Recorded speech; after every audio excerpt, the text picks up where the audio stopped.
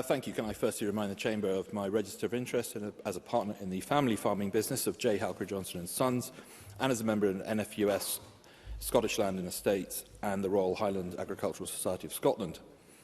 Presiding Officer, I am pleased to be able to open this debate for the Scottish Conservatives. I was disappointed that circumstances meant that I was unable to speak in last week's debate, in which this Parliament sent a clear message to the Labour UK Government that they should drop their damaging family farm tax. Opposition to the budget is growing.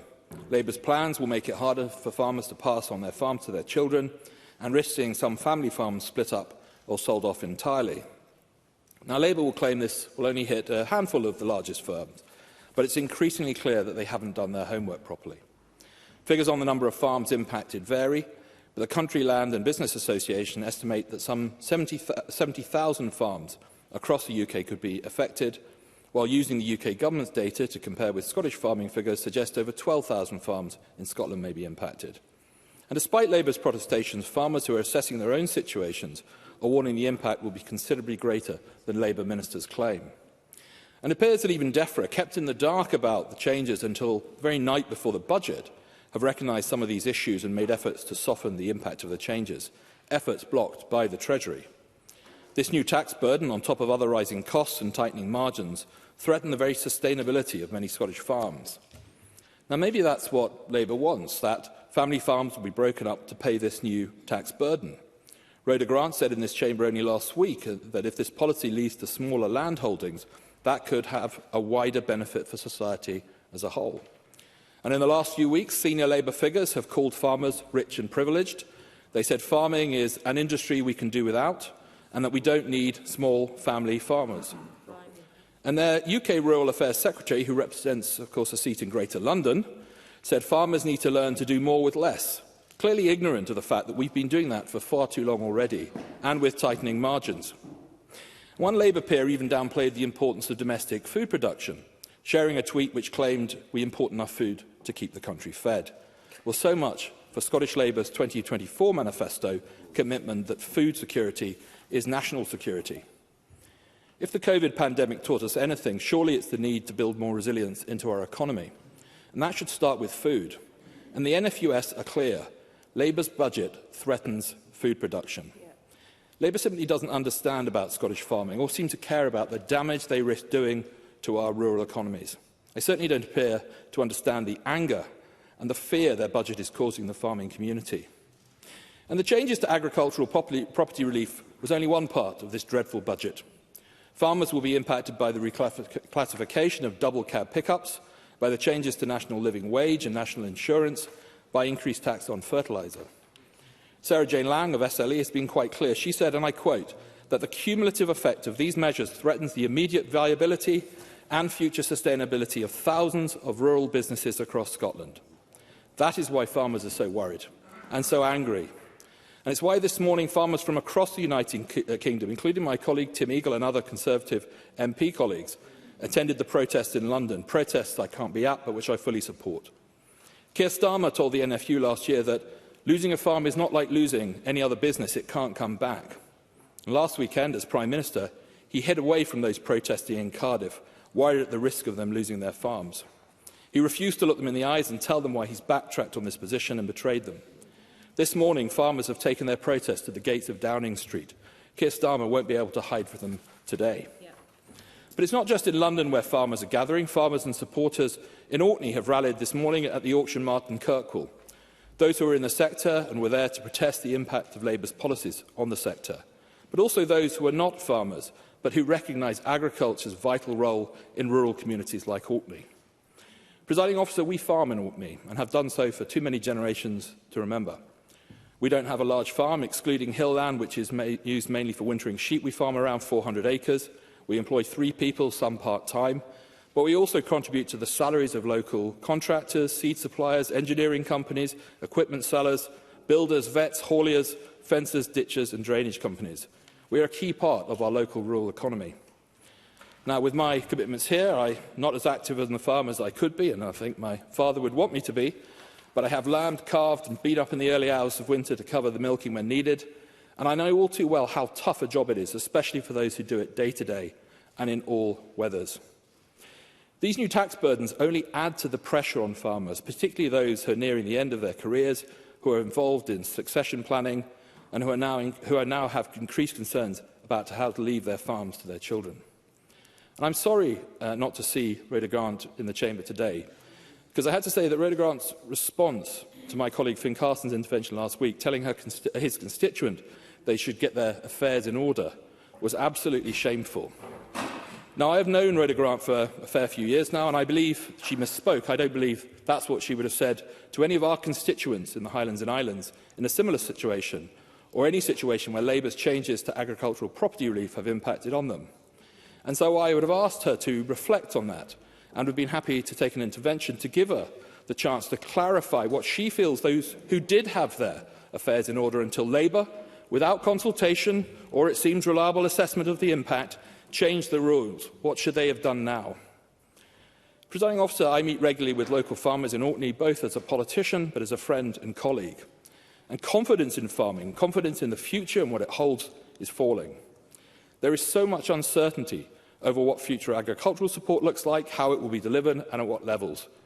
And Labour's raid on rural communities only makes this worse.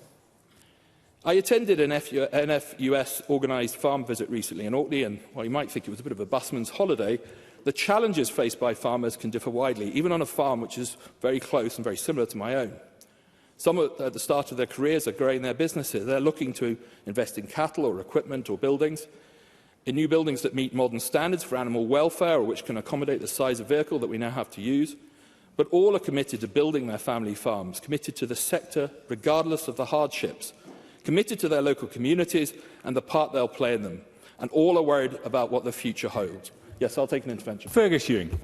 Grateful. Does Mr Halcro Johnston agree with me that two positive things that the Scottish Government could do, if it so wished, would be to help further diversification by perhaps the Abyss scheme, which was successful around about 2 decades ago, and also to way extend the permitted development rights to enable farms to provide a contribution to solving rural housing and to enable them to use their land to the maximum purpose. And that need, if it was pressing before, goodness me, in the light of the inheritance tax raid, is certainly urgent now.